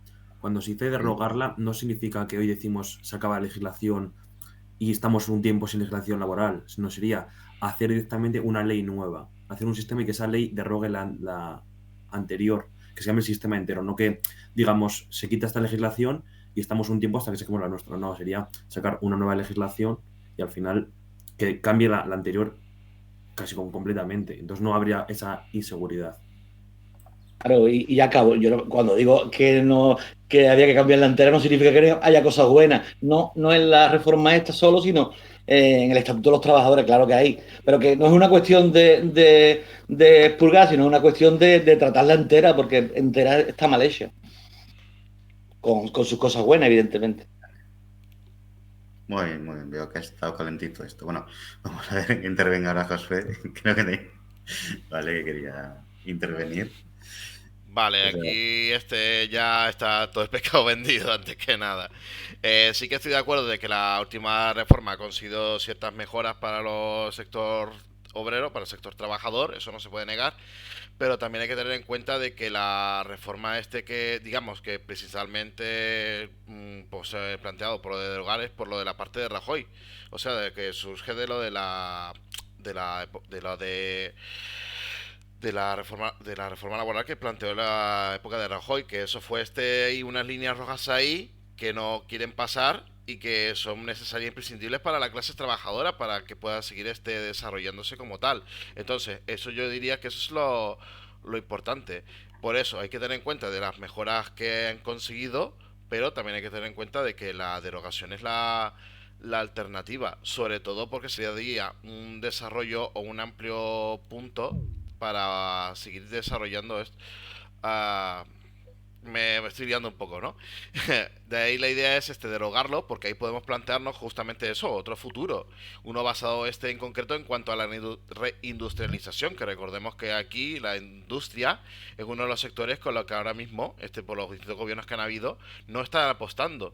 Están apostando por otra cosa, que es el sector de la hostelería o el sector de servicios, cuando la industria es el predominante. Por lo tanto, hay que hacer una derogación de la reforma laboral para plantear otra nueva. Pero eso no significa que no se reconozca las cosas buenas que tiene esta. Muy bien. Bueno, la preguntita ha quedado de sí, ¿eh?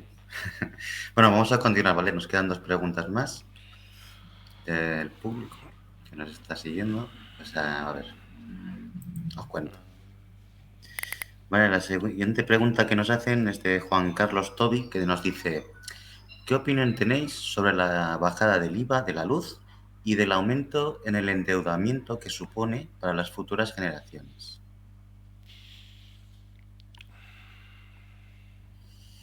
Y, bueno, pues esta es la pregunta que nos lanzan y aquí, bueno, pues como la otra vez. Pues a mí no me importa comenzar. Muy bien, Yo pues creo, adelante, Rubén. yo creo que es una medida que no sirve para nada. Es decir, el problema con el precio de la luz no es el IVA ni los impuestos nos quiere hacer vender.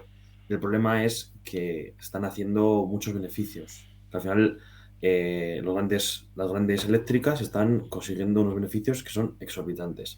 Y han puesto un impuesto al próximo año para esos beneficios que son exorbitantes, pero bajar el IVA no sirve de nada porque va a ser como se ha hecho con los 20 céntimos para la gasolina y el diésel, que al final es un bizo, porque eso no va a impedir que suba el precio. Van a decir, estamos dispuestos a pagar un precio alto, porque al final es un bien muy necesario. Si bajamos el IVA, el propio Iberdrola o Naturgy o quien fuera va a poder decir, mira, me quitan un poco de IVA, pero puedo seguir subiendo. Al final, el IVA lo pagamos los consumidores, pero no tiene ningún efecto en los beneficios de las empresas eléctricas. Una forma para bajar el precio de la luz es intervenir los precios, poner precios máximos al precio de la luz, no a un tope al gas, precios máximos a la propia energía. Y esto es un poco lo que pienso. Muy bien, Rubén.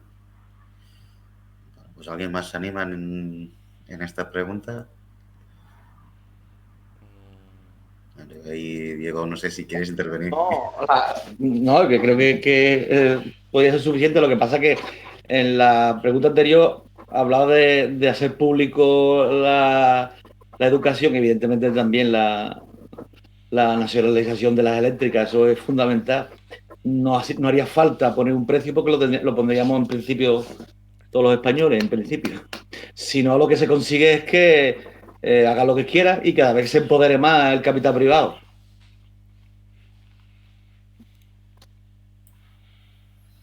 Ok. Entonces, no sé. Josué, ¿quieres comentar algo? Alba.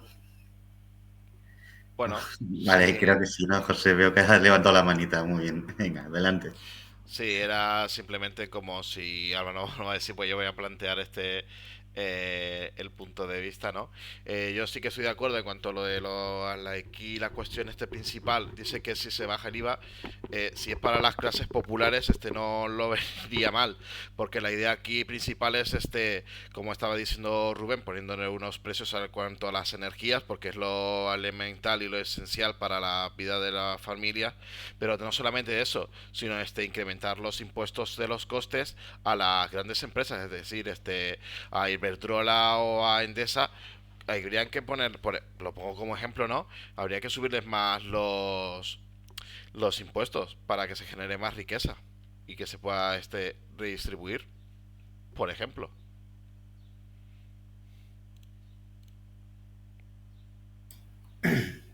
Muy bien.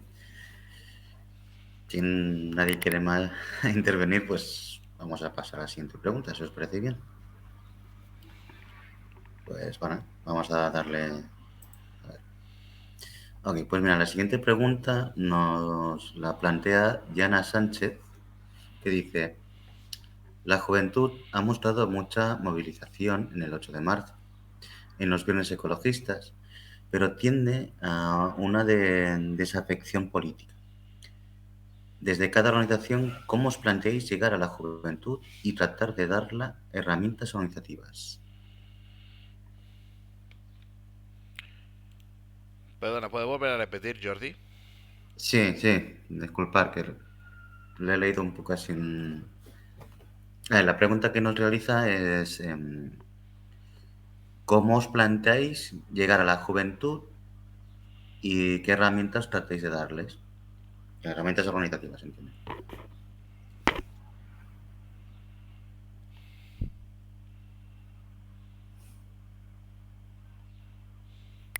Están pidiendo Bueno, palabra aquí... por ahí, por eso te dejé decir. Sí, disculpad que he estado viendo otra ventana que se me ha abierto y no os he visto que... Bueno, pues veo que estaba Alba, ¿no? Que ahí insistentemente. Muy bien, pues adelante. De acuerdo, pues por ejemplo, en Rebeldía Galicia Lo que sí que hacemos es, bueno, somos como una organización, ¿de acuerdo? Y entonces somos de las 4 provincias gallegas. Nosotros, pues cuando es el tema del 8 de marzo, tratamos de hacer algún tipo de información interna también, y procuramos, con respecto a toda rebeldía a nivel autonómico, nos conectamos entre nosotros y llevamos a cabo campañas, las difundimos, porque es eso, nosotros creemos que es muy importante el tema de la información. A día de hoy es como que sí que yo creo que la sociedad está bastante enfadada con el tema del feminismo. Yo creo que es vital para, o sea, para la política y el desarrollo de una sociedad justa e igualitaria. Entonces, pues más o menos es lo que hacemos. Llevamos a cabo campañas, información, creamos ilustraciones, las difundimos, creamos contenido digital, porque al final es el que más llega a la gente, y así. Y charlas, debates. Hace poco tuvimos, por ejemplo, un festival al que asistimos, y en él, por ejemplo, yo di una ponencia con el tema del amor y el género, que estaba, bueno, no solo participaba yo, así que humildemente yo te puedo decir que era muy interesante, porque la intervención de mis compañeros fue muy, muy entretenida, y nada, y así.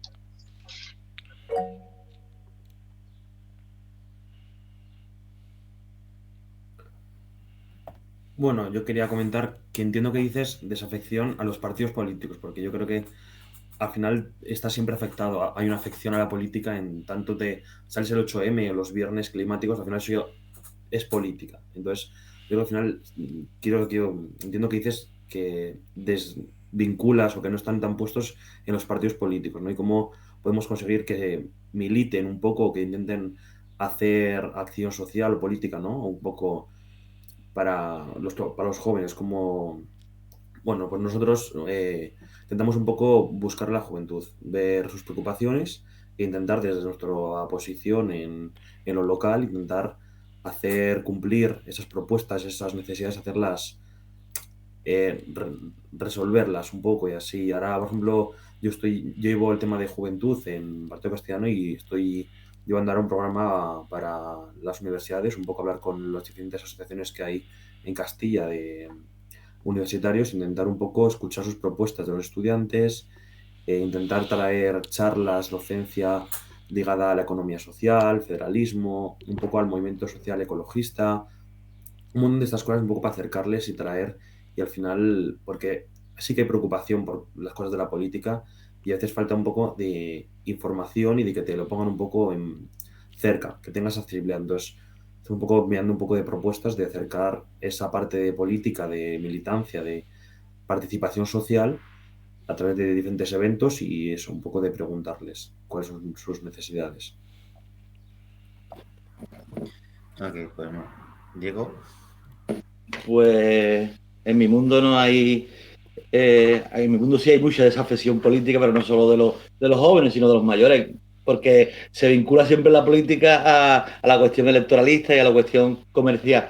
Y eso es muy difícil que no ocurra, porque es lo que nos lleva de los medios, los grandes medios de todos lados y del día a día. Y el día a día, en el día a día está la clave.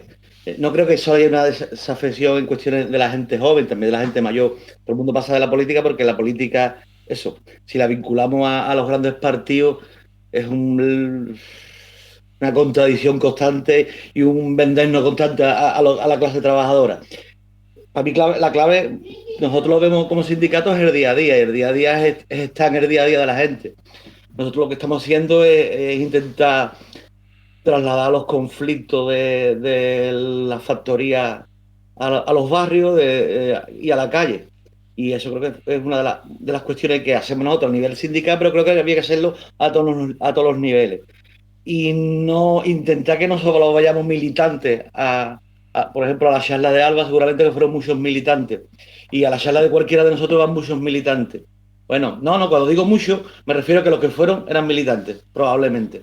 Y al final, los colectivos, los sindicatos y partidos políticos, evidentemente, todos los partidos políticos no son los electoralistas, y partidos políticos, lo que hacemos es un trabajo que va siempre sin querer no es que vaya enfocado a los militantes, pero al final los que vienen son los militantes y tenemos que conseguir pasar esa barrera de la que en una charla de algo, una charla de Josué o de Rubén, vaya solo militante. Tenemos que conseguir que vaya gente de la calle, que no le importa la política porque tienen el derecho a que no le importe, que se nos han estado engañando de por vida y no los ciudadanos de a pie, la clase obrera, no tenemos todo un máster en política. Lo que vemos es lo que nos presentan los medios de comunicación, como decía, la huelga del Meta de Santander prácticamente no ha salido.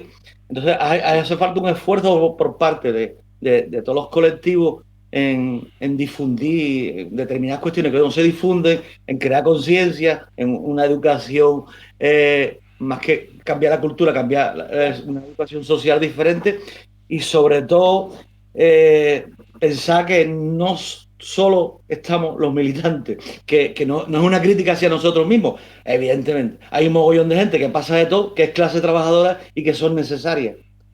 Si no, pues se irán a otros lados.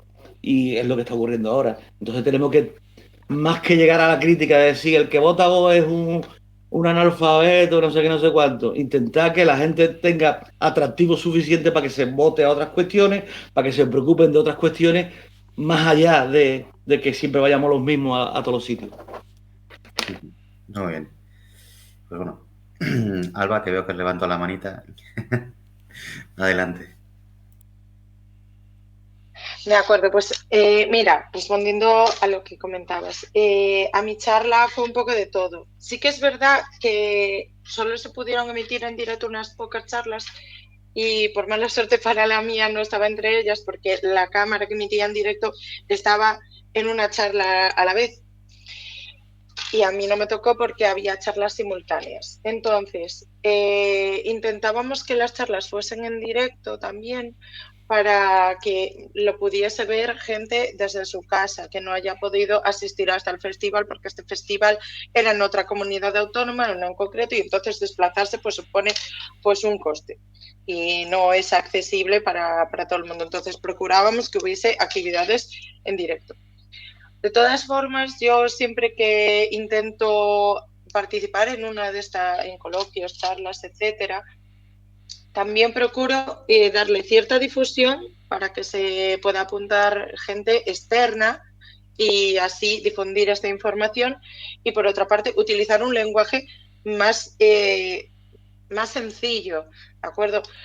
Sin llegar a utilizar palabras, o sea, tal, pero sí que intento que sea un lenguaje sencillo, al alcance de cualquiera, porque al fin y al cabo yo no estoy hablando para los licenciados de una universidad, estoy hablando para todo el mundo.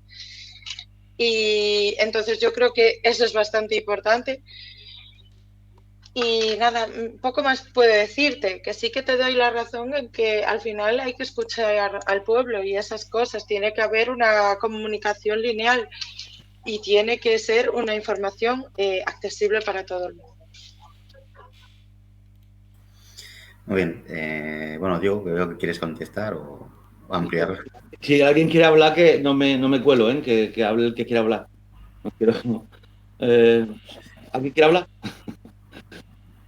Bueno, en el momento nadie se anima, o sea que continúa, Diego. No, vamos a ver. No se trata de culpabilizarnos a nosotros ni a los militantes por ir a los sitios. Yo la última vez que fui estuvimos en Madrid en una charla contra la represión. Todos los que habíamos allí éramos militantes, había un mogollón de gente, cosa que me alegra un montón. Y evidentemente estoy súper contento que haya militantes y que haya más militantes. No me refiero a una crítica al revés. Lo que pasa es que es difícil que mi hermana vaya a un sitio de eso y mi vecina vaya a un sitio de eso, en los que sin querer, por nuestra forma poco normal de ser, que no es una crítica, insisto, pues lo que hacemos es repelemos a ese tipo de gente. Y tenemos que pensar que nadie es culpable de todas las informaciones negativas, las informaciones que nos confunden, y nadie es más listo que nadie, en el sentido de que si nosotros somos militantes y estamos metidos en todas estas cuestiones, es algo muy positivo, pero si los otros no están, es algo muy negativo, es porque son mala gente, porque no son despreocupados. No es evidentemente una despreocupación, podríamos ser bastante crítica, pero sobre todo hay una fuerza ejercida por el poder para que toda esa gente, para que nos quedemos solo en los militantes. Y entonces la militancia, los colectivos, tenemos que contrarrestar esa fuerza, para que la gente que no está en ningún lado, por una serie de cuestiones que podíamos ahora analizar, ahora no, en otro momento que podíamos analizar, están fuera. Entonces esta gente la tenemos que, clase trabajadora solo hay una, clase obrera solo hay una, y tenemos que estar todos, hasta los que votan a vos. Mañana tienen que estar con nosotros y tenemos que conseguir que estén con nosotros. Y eso es una labor fundamental, porque no podemos estar dividiéndonos y dividiéndonos y dividiéndonos. Por lo menos en las cuestiones más elementales. Somos clase obrera, somos todo el mundo, y luego votaremos a quien debemos de votar o tendremos pero la conciencia de clase obrera es fundamental, y en eso tenemos que trabajar mucho. Muy bien, también estoy de acuerdo en esa parte. Y bueno, veo que aquí Alba también quiere contestar o ampliar. Pues adelante. No te cortes, aquí. Sí, vale, sí, se me oye. Nada, yo no dije que estuvieses culpabilizando, yo dije que realmente al festival fue un poco de todo, no todo el mundo era militantes, algunos eran militantes, otros no. Pero supongo que la gente que no era militante, bueno, conocí a un chico, de hecho, que venía desde Portugal porque había ganado unas entradas para ir a ese festival. O sea, que imagínate. Y nada, yo creo que es importante, como bien decíamos antes, el tema de que la información sea accesible para todo el mundo y que desde las propias escuelas les enseñen a contrastar la información. Y que es importante que sepan, yo no digo que no voten a X partido o que no voten al otro, es importante que votes al que votes, sepas lo que votas. Es importante que tengas curiosidad por saber de qué va su programa electoral y demás. Yo ahí te doy toda la razón del mundo. Nosotros, pues lo que procuramos es que sea contenido digital, porque así es que puede acceder cualquiera desde su casa, que si no tienes internet en casa, pues te puedes ir a una cafetería o puedes hacer cualquier historia, porque es mucho más sencillo acceder de forma digital que de forma presencial. Si no fuese por la digitalización que tenemos en esta sociedad, ahora mismo no podríamos estar aquí en este debate. Entonces yo creo que ese punto es bastante importante. Ya te digo, no te malinterprete en absoluto, yo simplemente dije que era diverso. Sí que es verdad que había bastantes militantes, que había gente, pero había de todo. Había de todo, y de eso lo puedo decir muy tranquila, había de todo. Incluso vinieron artistas que no son militantes ni nada, pero bueno, eran ajustados pues al perfil del festival. Muy bien, no sé si alguien más, Josué o Rubén, quiere decir alguna cosa más. Sí, yo. Muy bien, José, pues cuando quieras, todo. Sí, nada, era simplemente como estaba, ¿no? Hablando de cómo hacer más accesible a la gente, cómo acercarnos a los jóvenes, ¿no? Ese es el tema principal. Nosotros por nuestra parte, nosotros hacemos charlas y debates en nuestras respectivas sedes, ¿no? También hacemos acto de presencia en la calle con campañas, por ejemplo, ahora mismo con el tema de la guerra de Ucrania, o hemos hecho en su momento por el blindaje de las pensiones. Y otra de las formas que también acercamos o intentamos llegar a los jóvenes, sobre todo nuestra alternativa, es hacer este tipo de actos de tertulias que nos invitan. Que aquí pues se ve esas preguntas interesantes como se han recogido en el chat.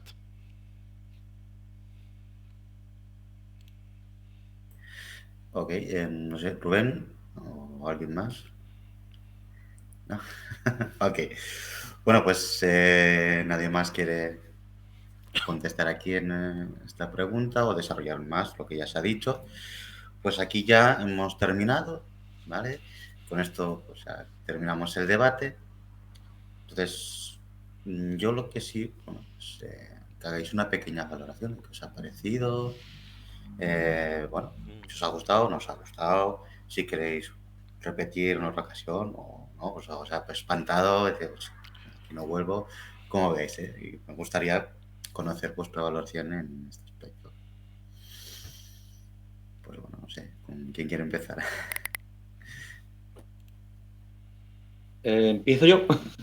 Sí, lo mismo, aquí cualquiera, claro, esto es aquí ya libre, ¿eh? Empezó todas las veces, pues empiezo. Nosotros cada vez que nos invitéis y podamos, vamos a estar aquí. Aquí en todas las cuestiones en las que intentamos arreglar el mundo. Yo, como soy bastante crítico, pues voy a hacer una crítica. Creo que deberíamos de haber minimizado las preguntas y deberíamos de haber convertido toda esta reunión en lo que es ahora. Y haber estado debatiendo que Josué, Rubén o Alma me hubieran contestado a mí, yo a ellos. Creo que hubiera sido mucho más dinámica que el hecho de exponer nuestra respuesta en 5 o 6 preguntas que al final eran muy parecidas. Quiero decir que al final podíamos dejarla solo en una. Yo creo que es mucho más interesante, desde mi punto de vista, el hecho de que podamos conversar más que exponer. Perfecto. Las críticas son bienvenidas, no os cortéis, que también nos ayuda a que nosotros mejoremos para las siguientes. También es la idea de esta valoración, ¿vale? O sea, ¿quién más quiere valorarlo? Yo querría decir pues que, bueno, me gusta mucho este formato, ya he venido varias veces y cada vez que me dicen desde el partido que nos han propuesto venir, yo digo, pues contad conmigo si queréis y lo paso muy bien. Yo creo que al final se hablan de temas que hay que hablar y al final vemos otras perspectivas porque al final yo veo el problema desde una forma y al final veo que se ve desde otras formas, se hacen otras alternativas, otras propuestas. Yo creo que es bastante interesante y que hace reflexionar. Suscribo un poco lo de Diego, de entrar un poco más en el conflicto, en la conversación, en ver, no sé, yo creo que al final aprendemos más. Yo creo que al final, para otras, igual no reducir solo a una pregunta, pero intentar hacer igual, que sean 2 preguntas, intentar que haya un poco más de, entremos a lo que ha dicho el otro un poco y así. Eso hace más interesante, yo creo. Y aún así está bien, así que muy bien. Muy bien, veo que nos gusta aquí la acción. Bueno, pues por ir un poco por el orden de la ronda, voy yo. De acuerdo, pues a mí la verdad es que me gustó mucho, es la primera vez que asisto.